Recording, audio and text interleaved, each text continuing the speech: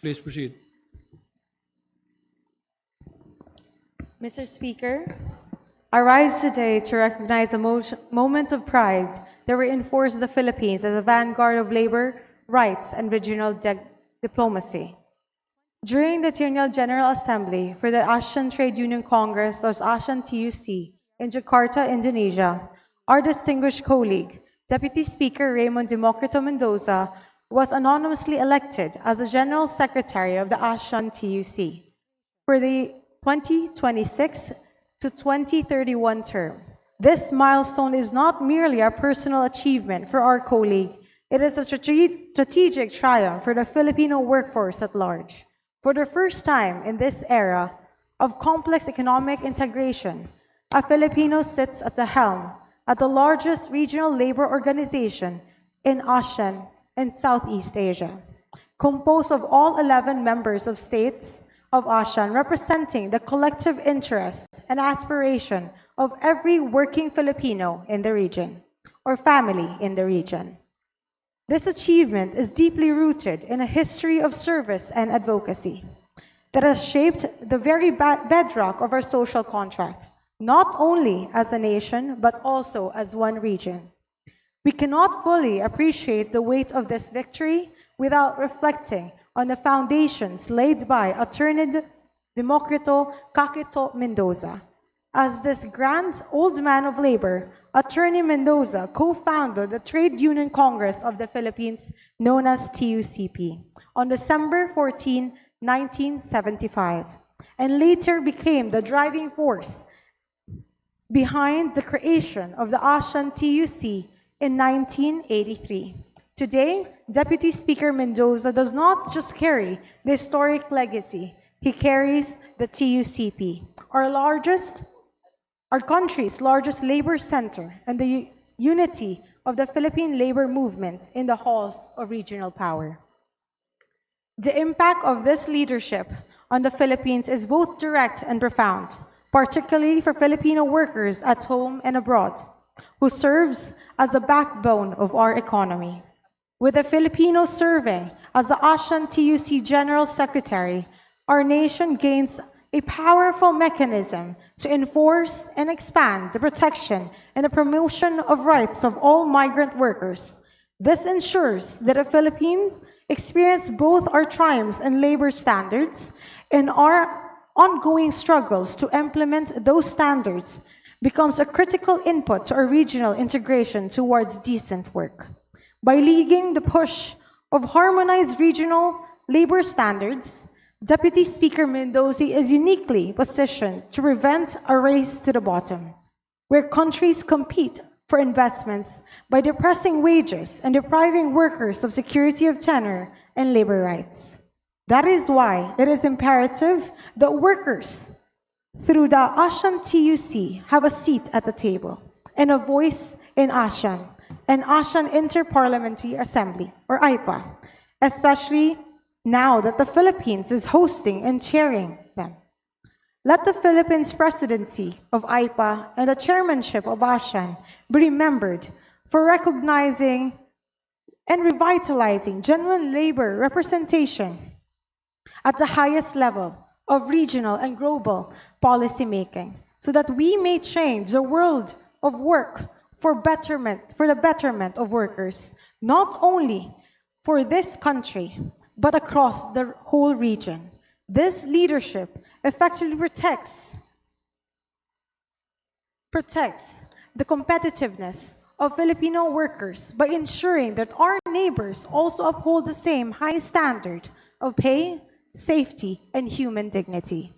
Furthermore, this role allows the Philippines to lead the regional response for the fourth industrial revolution, which threatens to disrupt the traditional employment methods. As we face the rise of AI and gig economy, the leadership of Deputy Speaker Mendoza ensures the protection won by unions over the last 50 years, such as the rights to organize, health benefits, secure of tenure, and is extended to the new digital workforce. In closing, Mr. Speaker, this election affirms that Filipino labor leadership stands strong in our regional stage. As Deputy Speaker Mendoza leads ASEAN TUC, he carries the trust of Filipino workers who strive every day to build better lives for the families. His election is both a responsibility and an opportunity to advance fairness, dignity, and decent work across ASEAN, Southeast Asia. Let us congratulate him on this achievement. His success reflects the strength of Filipino workers and the enduring belief that progress must include those whose labor makes it possible. Thank you, Mr. Speaker. Thank you, Honorable Santos. Majority Leader. Mr. Speaker, I would like to acknowledge Representative Eli San Fernando of Kamanggagawa Partylist, Speaker. Honorable Eli San Fernando is recognized. Thank you, Mr. Speaker. Sa ngalan po ng kamanggagawa at ng mga manggagawa sa buong Pilipinas, we stand in solidarity with the statement of our distinguished colleague at kami po ay nagagalak, nagbubunyi dahil meron po tayong kinatawan doon po sa Aseantuc at walang iba kundi si Deputy Speaker Raymond Mendoza. Mr. Speaker, mula po nang naitatag ng ama ng ating Deputy Speaker, isa sa mga nagtatag ng Aseantuc noong 1983, ngayon ho, ang Secretary General ng Aseantuc ay walang iba kundi ang ating Deputy Speaker. Hindi na lang po may upuan ang ating bansa, ang mga manggagawang Pilipino sa isang napakahalagang organisasyon, kundi nangunguna sa Aseantuc na binubuo ng 11 member states mula sa Association of Southeast Asian Nations. At batid po ng kinatawang ito na sa ilalim ng pamumuno ng ating Deputy Speaker Raymond Mendoza, alam at batid namin na ipaglalaban ni Deputy Speaker Mendoza ang karapatan ng mga manggagawa sa nakabubuhay na sahod, security of tenure, at ang pagkilala sa karapatan at kalayaan ng mga manggagawa sa kanilang karapatan sa paggawa. Lalong-lalo na po, Mr. Speaker, sa ating mga kapatid sa bansang Myanmar, kung saan atrasado at binabawi ang kalayaan at karapatan ng mga manggagawa. At sa ilalim po ng pamumuno ni Deputy Speaker Raymond Mendoza bilang General Secretary ng ASEAN Trade Union Council, alam po namin na ang ating bansa ay makikipagkapatiran sa mga manggagawa sa Myanmar. Kaya po, Mr. Speaker, kami po sa Kamanggagawa Partylist, we stand with pride together with the TUCP Party-list and no other than the Deputy Speaker Raymond Mendoza. Alam namin na mas maipaglalaban pa ang karapatan ng mga manggagawa, hindi lamang po dito sa Pilipinas, kundi sa buong rehiyon.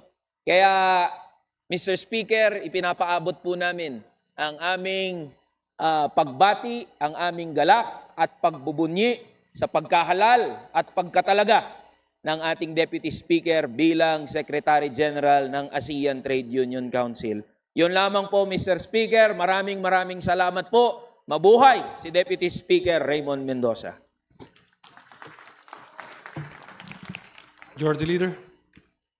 Mr. Speaker, I would like to acknowledge Representative Janette Loreto-Garin of the 1st District of Iloilo. Deputy Speaker Janette Loreto-Garin is recognized. Thank you, Mr. Speaker. Thank you, distinguished colleagues. Marami po tayong naririnig na mga balita. Sometimes they are good news, sometimes they are bad news. Pero paminsan-minsan lang po na tayo ay nakakaritanggap at nakakarinig ng balita na hindi lamang po nagpapataba ng ating puso, Mr. Speaker, distinguished colleagues, kung hindi nagdadala ng pride and prestige to the House of Representatives, specifically the 20th Congress.